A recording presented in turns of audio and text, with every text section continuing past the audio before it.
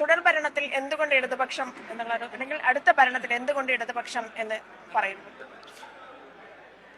എണ്ണിപ്പറയുവാനുള്ള കാരണങ്ങൾ നിരവധിയാണ്.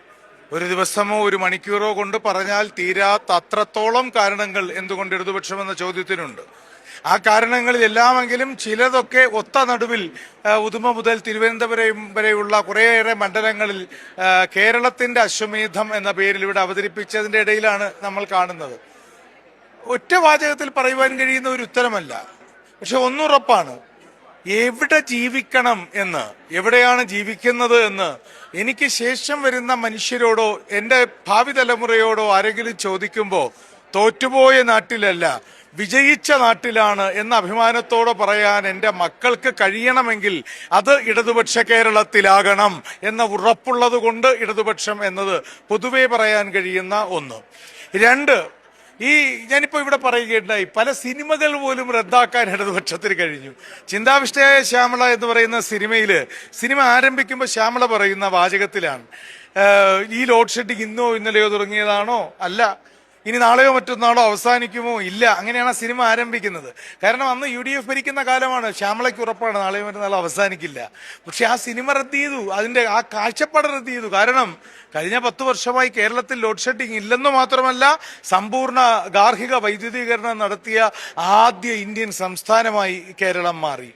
ഈ സ്കൂളിൽ പൊതുവിദ്യാലയത്തിൽ പഠിക്കുന്നത് അപമാനകരമാണെന്ന് പറഞ്ഞ രക്ഷകർത്താക്കളുടെ തല താഴ്ന്നുപോയ കാലമുണ്ട്.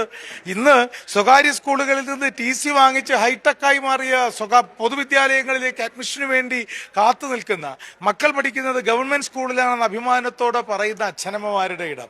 ഇന്ത്യയുടെ പൊളിറ്റിക്കൽ മാപ്പിൽ, ഡെമോഗ്രഫിക്കൽ മാപ്പിൽ പരിശോധിച്ചാൽ 10 വർഷങ്ങളിൽ ഒരു തരത്തിലുള്ള സാമുദായിക കലാപമോ മതകലാപമോ, റിലീജിയസ് റൈറ്റോ കമ്മ്യൂണൽ റൈറ്റോ ഉണ്ടാകാത്ത ഏക സംസ്ഥാനം ഏത് എന്ന് നിങ്ങൾക്ക് സെർച്ച് എഞ്ചിനോട് ചോദിച്ചാലും ഒരു ഉത്തരമേ കിട്ടുന്നുള്ളൂ. ആ ഉത്തരം കേരളം എന്നാണ്. എന്തിന് ഞാനിപ്പോ നിൽക്കുന്നത്, നമ്മൾ തമ്മിൽ സംസാരിക്കുന്നത് വയനാട് എന്നാണ് അല്ലേ? വയനാട്ടിൽ നമ്മൾ കണ്ട ഒന്നാണ്, ഈ വാക്ക് എന്നതിനൊരു വലിയ പ്രാധാന്യമുണ്ട്. വാഗ്ദാനം എന്നതിൽ വലിയ പ്രസക്തിയില്ല. പാലിക്കപ്പെടുന്ന വാഗ്ദാനത്തിന് ഒരു ദിവ്യത്വമുണ്ട്. 3 വാഗ്ദാനങ്ങൾ മാത്രം പറഞ്ഞിട്ട് ഞാൻ നിർത്താം, അപ്പൊ എന്തിനും ഉത്തരം കിട്ടും. അതിലൊരു വാഗ്ദാനം കേട്ടത്, ഒരു പാതിരാത്രിയിൽ ഇന്ത്യ മുഴുവനുമുള്ള മനുഷ്യർ കേട്ടൊരു വാഗ്ദാനമുണ്ട്. അന്ന് ഈ TV-യുടെ മുന്നിലും കുറെ പേർ റേഡിയോ സെറ്റുകളുടെ മുന്നിലുമൊക്കെ ഇങ്ങനെ കാതു കൂർപ്പിച്ച് നിന്നപ്പോ, കണ്ണു തുറന്നു നിന്നപ്പോ ഒരു പാതിരാത്രിയിൽ ഇന്ത്യയുടെ പ്രധാനമന്ത്രി പറഞ്ഞതാണ്, അക്കൗണ്ടുകളിൽ 15 ലക്ഷം രൂപ ഇടുമെന്നൊക്കെ. അതൊന്നും നടന്നില്ലെന്ന് മാത്രമല്ല, അതുവരെ തങ്ങൾ കഷ്ടപ്പെട്ട് സമ്പാദിച്ച കർഷകരുടെ, തൊഴിലാളികളുടെ ഒക്കെ കണ്ണീരും വിയർപ്പും നിറഞ്ഞ കറൻസി കടലാസുകൾ ഒരൊറ്റ രാത്രി കൊണ്ട് റദ്ദ് ചെയ്തപ്പോ ഉത്തരേന്ത്യയിലൊക്കെ ബാങ്കുകളുടെ മുന്നിൽ വരി നിന്നൊന്ന് ആ കറൻസി കടലാസ് മാറ്റിയെടുക്കാൻ വരിയുടയ്ക്കപ്പെട്ടു പോയ ഇന്ത്യയിലെ ദരിദ്രനാരായണരായ മനുഷ്യരുടെ കണ്ണീരാണ് നമ്മൾ പിന്നീട് കണ്ടത്. ഈ വയനാട്ടിലെ ദുരന്തമുണ്ടായപ്പോ സമാദരണീയനായ ശ്രീ രാഹുൽ ഗാന്ധി പ്രസംഗിച്ചത് നിങ്ങളുടെ ആർക്കൈവ്സിൽ കാണും. ഇംഗ്ലീഷിലാണ് അദ്ദേഹം പറഞ്ഞത്, Indian national Congress will construct, develop and hand over 100 houses to the victims of the landslide എന്ന് തന്നെയാണ് അദ്ദേഹം പറഞ്ഞ വാചകം. 100 വീടുകൾ പൂർത്തീകരിച്ച് വളരെ പെട്ടെന്ന് അവർക്ക് കൈമാറുമെന്നാണ്. ഇട്ട കല്ല് എവിടെയാണെന്നാണ് ഇപ്പൊ അന്വേഷണം നടക്കുന്നത്. വലിയ ചർച്ചയാ. ആ കല്ല് എവിടെയെന്ന് കണ്ടെത്താൻ GS പ്രദീപിനോട് 21 ചോദ്യങ്ങൾ ചോദിച്ച് കണ്ടുപിടിക്കാൻ പറ്റുമെന്ന് വരെ ആളുകൾ അന്വേഷിച്ചിട്ടുണ്ട്. അപ്പൊ ഞാൻ പറഞ്ഞു, അത് നമ്മൾ വിചാരിച്ചാൽ നടക്കാത്തതാണ് ആ കല്ലിന്റെ കാര്യം. അവിടെയാണ് നമ്മൾ കഴിഞ്ഞ ദിവസം കണ്ടത്, പ്രധാനമന്ത്രി ചുംബിച്ചിട്ട് തിരികെ ഏൽപ്പിച്ചിട്ട് പോയ അതേ കുഞ്ഞിനെ ഏറ്റുവാങ്ങി മടിയിലിരുത്തിയിട്ട് ഇതാ നിനക്കുറങ്ങാനുള്ള വീടിന്റെ താക്കോലെന്ന് പറയുവാൻ കഴിയുന്ന വാക്കിന്റെ ഉറപ്പുണ്ടല്ലോ, ആ വാക്കുറപ്പിന്റെ വിശ്വാസമാണ് ഒരു നാട് ആഗ്രഹിക്കേണ്ടത്. ഇനി ഒരു സാംസ്കാരിക പ്രവർത്തകൻ എന്നുള്ള രീതിയിൽ പറഞ്ഞാൽ ഇവരോടൊക്കെ പറയാൻ മറന്നുപോയ, അല്ലെങ്കിൽ പറയാത്തൊരു കാര്യമുണ്ട്. കോട്ടയം ജില്ലയിൽ ഒരു കോളേജിൽ പ്രസംഗിക്കാൻ അവരുടെ ആർട്സ് ക്ലബ് ഉദ്ഘാടനം ചെയ്യാൻ പോയപ്പോൾ ഞാൻ ആ കുട്ടികളോട് ചോദിച്ചു, 50 വർഷം കൊണ്ട് നമ്മുടെ നാട്ടിലുണ്ടായ ഏറ്റവും വലിയ സാംസ്കാരിക നവോത്ഥാനം എന്താണെന്ന്. ആ കുട്ടികൾ പറഞ്ഞു, ഞാൻ വിചാരിച്ചു റസൂൽ പൂക്കുട്ടിയുടെയൊക്കെ പറയും എന്നാണ്.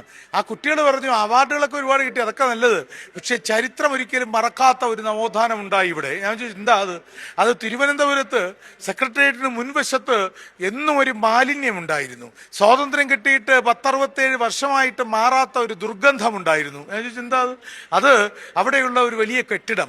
ആ കെട്ടിടത്തിന് സ്വാതന്ത്ര്യം കിട്ടിയിട്ടും ബ്രിട്ടീഷ് രാജ്ഞിയുടെ തൂവലിനോടുള്ള ദാസ്യം മനസ്സിൽ സൂക്ഷിച്ചുകൊണ്ട് എല്ലാ കാലത്തും അതിന് VJT hall, Victoria jubilee town hall എന്ന് പേരിട്ടിരുന്നുവെങ്കിൽ പിണറായി വിജയൻ എന്ന മുഖ്യമന്ത്രി ആ ടൗൺ ഹാളിന്റെ ഒത്ത വേദിയുടെ നടുവിൽ നിന്നുകൊണ്ട് പ്രഖ്യാപിച്ചു, വെള്ളക്കാരന്റെ രാജ്ഞിയോടുള്ള പാദദാസ്യത്തിന്റെ പ്രതീകമല്ല ഇവിടെ വേണ്ടത്, പകരം വില്ലുവണ്ടി കുലച്ചിവിടേക്ക് എത്തി എല്ലാ മനുഷ്യർക്കും ഒരുമിച്ച് ഒരുപോലെ ജീവിക്കാനുള്ള അവകാശത്തിന് സമരം ചെയ്ത മഹാത്മാ അയ്യങ്കാളിയുടെ പേരാണ് ഈ കെട്ടിടത്തിനെന്ന് മുഖ്യമന്ത്രി പ്രഖ്യാപിച്ചതാണ് കേരളം കണ്ട ഏറ്റവും വലിയ സാംസ്കാരിക നവോത്ഥാനം എന്നാണ് ആ യുവാക്കൾ പറഞ്ഞത്.